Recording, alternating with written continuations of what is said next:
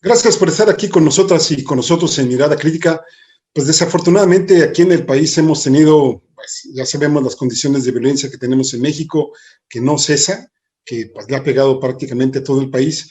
Pero déjenme en esta ocasión hablar de los asesinatos de líderes indígenas, defensores de derechos humanos y de ecologistas. Les decía, desafortunadamente la violencia sigue aquí en México y también ha cobrado pues, la vida de defensores del territorio, de los derechos de los pueblos. Ya por ahí el otro día pues, hizo una discusión de cuántos, pues ahora sí que ecologistas, ambientalistas, etcétera, han sido asesinados en el país, incluyendo periodistas.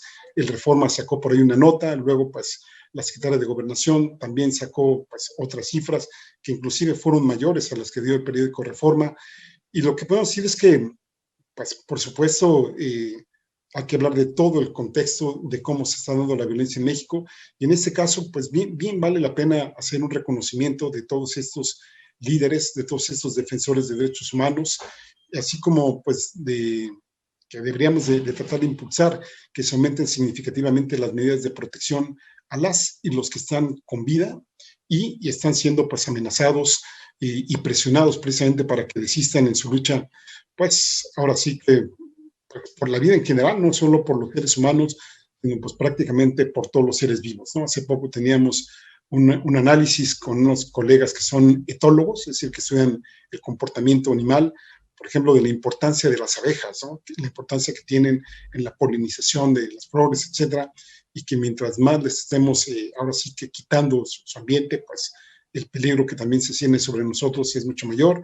Ya también podríamos hablar del cambio climático, en fin, muchas cosas que pareciera ser que la nueva normalidad va a ser la misma normalidad que estamos teniendo antes de la pandemia, si es que no aprendemos, digamos, a modificar nuestra condición de depredadores y seamos un poco más ambientalistas, ecologistas, y no solo mitiguemos el impacto, es decir, la huella que nosotros dejamos pues, a nuestro paso por esa vida, sino que también pues, lo eliminemos en la mayor medida posible, como algunos ecologistas llaman lo que es la economía circular o la ecología circular. Bueno, pues estos muchos ambientalistas aquí en México, defensores de territorio, etcétera, decía, o han sido ya asesinados, o algunos están pues amenazados y están en peligro sus vidas. Y aquí, pues, decir, ¿no? Tendríamos que pues, hacer un recuento de cada una y uno de ellos, pero déjenme en esta ocasión nada más hablar de tres de ellos por lo reciente y por el impacto que se prevé que pueda tener sus asesinatos. Estoy hablando de Tomás Rojo, estoy hablando de Luis Urbano Domínguez Mendoza y también del activista tzotzil Simón Pedro Pérez López. Recientemente la doctora Aida Hernández Castillo publicó un artículo, pues ahora sí que a la pedagogía del terror, la define como el desplazamiento, o está integrada más bien por el desplazamiento forzado, la desaparición, el feminicidio y el uso de fosas clandestinas, que es precisamente ejercido por actores armados, integrantes del crimen organizado, de grupos paramilitares, con la participación directa o indirecta de fuerzas de seguridad. La cito a la doctora Aida, investigadora del Centro de Investigaciones y Estudios Superiores en Antropología Social. Nos escribe, la manera en que la narcoviolencia ha afectado a los pueblos indígenas ha sido poco documentada por las ciencias sociales y silenciada por los informes oficiales sobre los impactos de las violencias extremas en el país. Los riesgos que implica la investigación de campo en torno a estos temas y las perspectivas culturalistas sobre los pueblos originarios han impedido que existan análisis profundos sobre la manera en que los tejidos comunitarios se han visto afectados por estas múltiples violencias. Asesinatos como el de Simón Pedro y Tomás Rojo fueron precedidos por décadas de represión y paramilitarización en sus comunidades, en las que el Estado mexicano ha tenido una responsabilidad directa. En el caso del líder tzotzil, la masacre de Acteal Cachida el 22 de diciembre de 1997, un antecedente que puso en evidencia la responsabilidad estatal en la formación de grupos paramilitares en la región. En aquel entonces, confrontamos las versiones que intentaban presentar el asesinato de 32 mujeres y 13 hombres como producto de pugnas intracomunitarias, reconstruyendo la historia política de la región y mostrando la responsabilidad estatal en la formación de cacicazgos indígenas y en la capacitación de grupos paramilitares humejantes. Aquí hay que, perdón por interrumpir la lectura de la doctora Aida, híjole, nada más recordar aquellos episodios pues de la masacre de Acteal, que fue una masacre que no se dio en cosa de 10 minutos, fue una cosa que duró horas, que había destacamentos militares cerca, que se oían los balazos, que hubo gente que fue a avisar, digamos, a las comunidades cercanas, a las cabeceras municipales, y se hizo nada.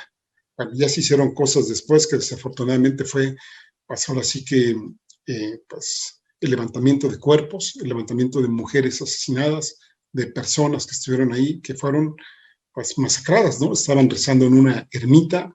Si alguna vez ustedes tienen la oportunidad de ir a Chiapas, ahora que las cosas estén más calmadas, que ahora no se lo recomiendo, hay pues muchos conflictos que estamos teniendo aquí en Chiapas, pero bueno, ustedes podrán ver que pues cuando uno reconstruye mentalmente lo que pudo haber sido ahí ese día, esos días, los previos, durante y después de, créanme que son situaciones muy difíciles de asimilar y de decir, ¿por qué el Estado mexicano en 97? Pues échenle ahí quien estaba presidiendo tanto el gobierno de la República como el gobierno estatal, se hizo nada, digamos, para disminuir o para evitar esta matanza, sobre todo que hubo muchos indicios de que algo estaba por suceder ahí y desafortunadamente sucedió. Bueno, pues sigo con la lectura del artículo de la doctora Aida. En ese contexto, denunciamos la existencia de una cultura transnacional militarista de muerte que cruza fronteras junto con armas de alto poder, las estrategias de tortura y las técnicas de mutilación corporal. Sobre este contexto, ya de por sí complejo, se han montado ahora las redes globales del narcotráfico. La previa capacitación que han recibido jóvenes paramilitares ha sido de gran utilidad a los cárteles de las drogas que ahora se incrustan en estructuras de poder locales. La existencia del cártel Chamula no podría entenderse sin la previa formación de la comunidad revolucionaria institucional, ampliamente analizada por Jan Rus, quien ha documentado la historia de cacicazgos indígenas que se han valido de las violencias extremas para expulsar, asesinar y violar a quienes se oponían a sus poderes. De la misma manera, nos dice la doctora Aida, el asesinato de Tomás Rojo, previamente de su compañero de lucha, Luis Urbano, han sido precedidos por múltiples violencias hacia la población yaqui, que se ha opuesto al desalojo de sus recursos acuíferos con la construcción del acueducto Independencia. La desaparición de jóvenes yaquis reclutados a la fuerza por el crimen organizado, quienes muchas veces terminan en fosas clandestinas, ha sido también parte de las estrategias de control territorial usadas por actores armados con el apoyo directo o indirecto de las fuerzas de seguridad. Interrumpo un poco la lectura de la doctora Aida para hablar un poquito de estas tres personas. Tomás Rojo Valencia, vocero de la etnia yaqui de 54 años, fue reportado como desaparecido el 27 de mayo de este año. Salió a caminar y no regresó a su casa en la comunidad de Vicam, uno de los 8 pueblos yaquis. Semanas después, su cuerpo fue encontrado semienterrado en una fosa clandestina en la comunidad de Vicam, en el municipio de Guaymas, Sonora. En 2010, Rojo Valencia encabezó la llamada Guerra por el Agua en el estado de Sonora, que se desató cuando el gobierno del estado anunció la construcción del acueducto Independencia para llevar agua desde la cuenca del río Yaqui hacia la capital Hermosillo, en donde actualmente se abastece a más de 300,000 personas y que inició operaciones en el año 2013. Luis Urbano Domínguez Mendoza, dirigente yaqui, defensor del agua en Sonora, fue asesinado a balazos a mediados de junio al salir de un cajero automático en el centro de Cajeme, Sonora. Tenía 35 años, era originario de Loma de Guamúchil. Desde 2012 se unió a la lucha por el agua y las tierras yaquis.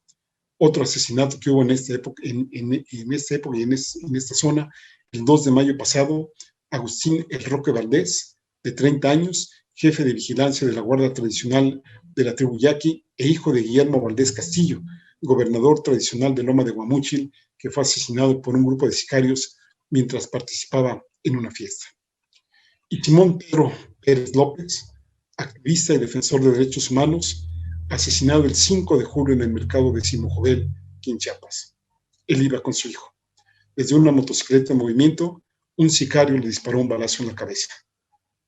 Tenía 35 años, tzotzil, padre de 7 hijos, catequista de la parroquia de Santa Caterina en Panteló, que en 2020 había presidido la mesa directiva de la Sociedad Civil Las Abejas de Acteal, a la que pertenecían precisamente las víctimas de la masacre paramilitar del 22 de diciembre de 1997 y también formaba parte del Congreso Nacional Indígena. Recientemente había denunciado agresiones a los pobladores de Panteló a manos de un grupo narcoparamilitar dedicado a traficar drogas, migrantes y armas, así como robar automóviles. Panteló es un municipio de aquí de los Altos de Chiapas. Recordemos, los Altos de Chiapas forman parte pues del sureste de México. Chiapas tiene 75,000 kilómetros cuadrados, más o menos 122 municipios, dividido en 10 regiones económicas. Una de ellas es los Altos de Chiapas, que según ustedes puede tener 18 o 22 municipios según la clasificación que vean, pero es indiscutible que Panteló está aquí en los Altos. Y sí, efectivamente, pues ha habido, bueno, aquí se ha documentado muchísimas veces la violencia que ha habido en Aldama, en Chinaló y en otras partes de aquí de la región, que desafortunadamente pues han causado muchísima inestabilidad en esta región. Bueno, pues el 26 de junio pasado, autoridades comunales y agentes del municipio precisamente habían presentado a la secretaria de Gobierno de Chiapas, Victoria Cecilia Flores Pérez, un documento que da cuenta detallada de las relaciones de las autoridades locales con grupos criminales. Es decir, había una disputa ahí de las autoridades supuestamente elegidas vía democrática, es decir, vía de las elecciones, contra, digamos, lo que pues, sostenía parte de la población de Panteló, que vinculaba precisamente a las autoridades municipales con la delincuencia organizada. Y aquí déjenme traer a cuenta, ya no a la doctora Aida, sino a Luis Hernández Navarro, del periódico La Jornada, que en algunos de sus artículos recientes nos comparte lo siguiente, y lo cito también textualmente. Dice, el que controla la presidencia municipal de Panteló posee el membrete del Partido de la Revolución Democrática. No es un fenómeno nuevo, tiene años que el partido de la entidad ha servido a los paramilitares. Ganó hace 3 años de las manos de Santos López Hernández y posteriormente fue apresado por el delito de abuso sexual en contra de 2 mujeres, funcionarias de ese ayuntamiento. En su lugar se nombró a Delia Janet Velasco Flores, esposa del alcalde electo en los pasados comicios, también del PRD. Raquel Trujillo Morales, Delia Janet Velasco es esposa de Raquel Trujillo Morales, que es el alcalde electo, aunque él asegura que se divorciaron hace 6 meses. Y nos da estos datos Luis Hernández sobre Raquel Trujillo Morales. Raquel en este caso es nombre de varón, no de mujer.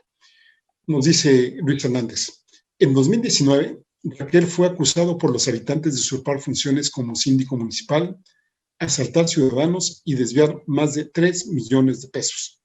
Desde entonces está asociado a los hermanos Rubén y Daily Herrera para amedrentar violentamente a quienes se lo opongan. El patriarca del clan, Austriberto, está en la cárcel por asesinar a 2 personas en abril de 2015. Fue él quien abrió la puerta al crimen organizado. Simón Pedro no es el único integrante de la sociedad civil Las Ovejas asesinado en Panteló. En 2015 lo fue el catequista Manuel López. No obstante que la Fiscalía de Chiapas supo del hecho, no hubo avance alguno en la investigación ni se castigó a los culpables. Este grupo ha conquistado el control territorial por medio del terror, asesinatos, desapariciones, robos, despojos y desplazamientos forzados, portando armas y explosivos de uso exclusivo del ejército mexicano.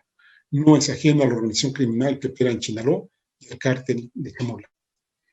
Pero la violencia desatada por ellos se exacerbó en el marco de la pasada contienda electoral. El Centro de Derechos Humanos Fray Bartolomé de las Casas, Cyril Fraida, documentó el asesinato de 12 personas, un niño incluido y una más desaparecida desde marzo de este año. Muchos pobladores han sido desplazados ante el miedo y el riesgo de perder la vida. Recordemos actualmente las cifras, así que el intervalo de la población que está desplazada aquí en esta región va entre 2,000, digamos la más conservadora, hasta 10,000 personas. Retenes, bloqueos e incursiones de los grupos armados en compañía de elementos policiales son un hecho cotidiano. La diócesis de San Cristóbal de las Casas había demandado posponer las elecciones este pasado 6 de junio en Panteló. Actualmente, nos dice Luis Hernández Navarro, hay un silencio en la cabecera municipal, nadie quiere decir nada, de las comunidades no salen porque temen ser asesinados y pues esto ya lo había advertido la diócesis tras una reunión de agentes de la pastoral, pero nadie escuchó su advertencia. La gota que derramó el vaso en la región fue el asesinato de Simón Pedro Pérez López, el hartazgo con el pacto de impunidad institucional que protege al grupo criminal. 2 bombas de manufactura casera fueron encontradas en el domicilio de los asesinos del catequista en la comunidad nuevo israelita. Colocados en una situación límite, el 7 y 8 de julio, las autodefensas para la vida de Panteló, el Machete, confrontó a los narcoparamilitares y ocupó la cabecera municipal. En este contexto, un convoy de soldados y policías fue atacado a balazos cuando retiraba un bloqueo carretero. El conflicto se exacerbó. Centenares de indígenas tzotziles buscaron refugio en lugares seguros. La cabecera municipal de Panteló se volvió un pueblo fantasma. Habitantes del vecino municipio de Cancuc bloquearon salidas y entradas. Hasta ahí dejo la lectura del artículo de Luis Hernández Navarro. Obviamente es un extracto, pueden leerlo pues, de manera completa en el periódico la Jornada. Los invito a que lo hagan, porque me parece que nos aborda puntos interesantes que usualmente pues, no se comentan en otros medios de comunicación. Y regresando al escrito de la doctora Aida Hernández, déjenme concluir con un párrafo que pues, se me hizo muy interesante, que nos aporta muchísimo. Nos dice la doctora Aida Hernández: a todo lo largo y ancho del país, el crimen organizado vinculado a la industria global armamentista se ha incrustado en comunidades indígenas, secuestrado física o culturalmente a una generación de jóvenes cuyos cuerpos muchas veces terminan convirtiéndose en marcadores del control territorial de los cárteles. Frente a esta política de muerte, las resistencias indígenas se han movilizado para defender el territorio y denunciar a escala nacional e internacional este genocidio indígena. Las estrategias de despojo y muerte son globales. Y ahí dejamos el artículo de Aida Hernández. Y bueno, pues nada más señalar que efectivamente, pues ya mencionábamos hace rato las últimas cifras que se han dado del gobierno de López Obrador para acá, pero también hay que decir que México es considerado uno de los países más peligrosos para ambientalistas y líderes sociales.